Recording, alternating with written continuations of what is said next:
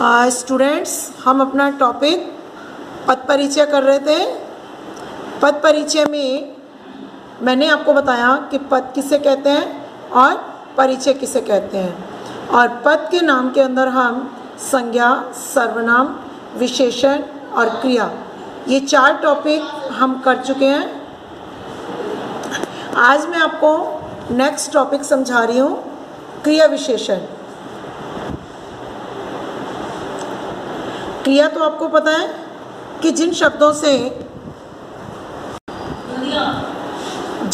से किसी कार्य के करने या होने का बोध होता है उसे हम क्रिया कहते हैं, और जिन शब्दों से क्रिया की विशेषता का बोध होता है उन्हें क्रिया विशेषण कहते हैं। अब जैसे वह धीरे धीरे चलता है, चलता है क्या है?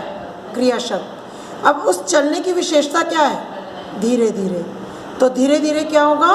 क्रिया विशेषण। इस वाक्य में चलना क्रिया है और धीरे धीरे उस क्रिया की विशेषता है, अतः धीरे धीरे शब्द हमारा क्रिया विशेषण बनता है। तो 10th क्लास, जिन शब्दों से क्रिया की विशेषता का बोध होता है उन्हें हम क्रिया विशेषण कहते हैं। आपको क्रिया क्लियर होगी तभी आपको क्रिया विशेषण समझ आएगी। कोई भी टॉपिक आपने करना है तो आपने बुक से खुद भी साथ साथ में रीड करना है। अब क्रिया विशेषण में क्रिया विशेषण के भेद, क्रिया विशेषण के 4 भेद होते हैं: रीतिवाचक, कालवाचक, स्थानवाचक और परिमाणवाचक। ये देखिए आपके स्क्रीन पर है चारों भेद। अब हाँ, तो स्टूडेंट्स, क्रिया विशेषण के भेद स्थानवाचक, कालवाचक, परिमाणवाचक और रीतिवाचक।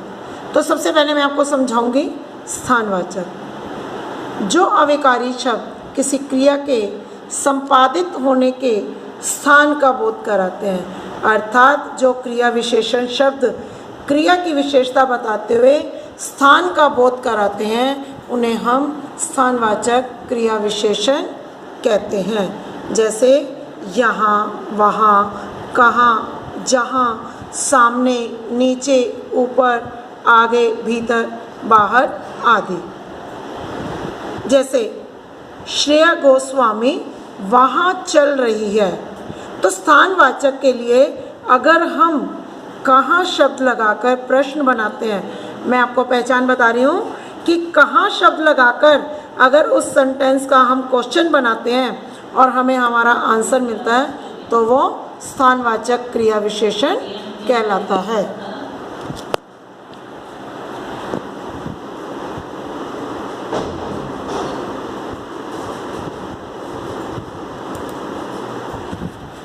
सेकंड हमारा आता है कालवाचक। कालवाचक के अंदर जो अविकारी शब्द किसी क्रिया के होने का समय बतलाते हैं उन्हें कालवाचक क्रिया विशेषण कहते हैं।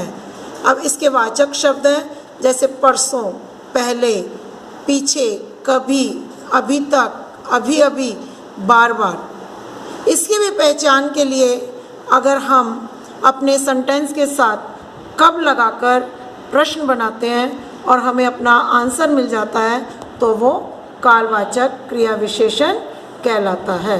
अर्थात स्थानवाचक की पहचान के लिए कहाँ शब्द लगाकर क्वेश्चन बनाना है और कालवाचक में कब लगाकर क्वेश्चन बनाना है। अब आता है परिमाणवाचक। जैसे पहले मैं आपको कालवाचक का एक एग्जाम्पल भी देती हूँ। सिद्धार्थ निगम की शूटिंग रोज होती है। अब क्वेश्चन बनाएं इसका कि सिद्धार्थ निगम की शूटिंग कब होती है? आंसर हमें मिला रोज होती है। तो ये कौन सा क्रिया विशेषण होगा? कालवाचक क्रिया विशेषण। नेक्स्ट आता है हमारा परिमाणवाचक क्रिया विशेषण।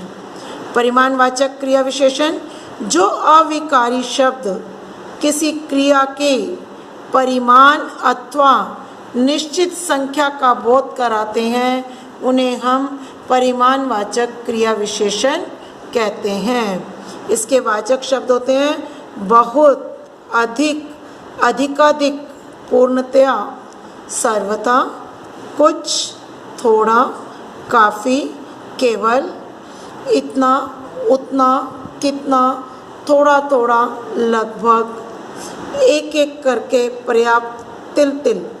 अर्थात ये सब क्या है, एक संख्या या परिमाण का बोध करा रहे हैं, तो ये परिमाणवाचक क्रिया विशेषण कहलाते हैं। नेक्स्ट हमारा आता है लास्ट भेद, रीतिवाचक।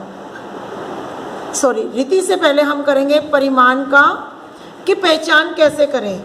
हम अपने वाक्य में कितना शब्द लगाकर प्रश्न बनाते हैं और हमें अपना उत्तर मिल जाता है, तो वो परिमाणवाचक क्रिया विशेषण कहलाता है।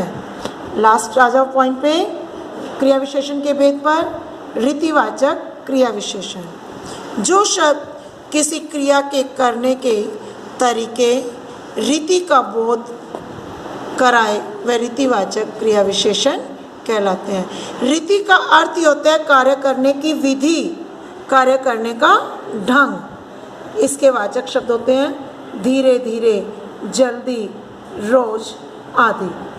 तो इसका एक एग्जाम्पल, जैसे अभी सबसे ऊपर हमने क्रिया विशेषण करते हुए आपको बताया था कि वह धीरे धीरे तेज, धीरे धीरे चलता है। राम तेज दौड़ता है, तो तेज दौड़ता है, इसकी पहचान करने के लिए हम अपना कैसे शब्द लगाकर प्रश्न बनाएंगे और हमें अगर अपना आंसर मिल जाता है तो वो रीतिवाचक क्रिया विशेषण कहलाता है। जैसे वह धीरे धीरे चलता है, वह कैसे चलता है, धीरे धीरे, तो धीरे धीरे हमारा कौन सा होगा, रीतिवाचक क्रिया विशेषण।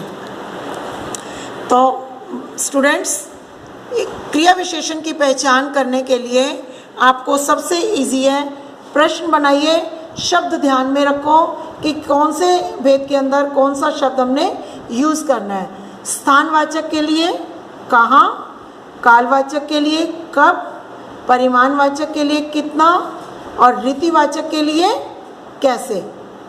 तो आपने अब ये टॉपिक रिवाइज करना है। 5 टॉपिक आपके पद परिचय के लिए क्लियर हो गए हैं, संज्ञा, सर्वनाम, विशेषण, क्रिया और क्रिया विशेषण। अब बस 3 टॉपिक रह गए हैं, बिल्कुल छोटे छोटे, वो नेक्स्ट क्लास में करेंगे, फिर मैं आपका टेस्ट लूँगी। थैंक्स।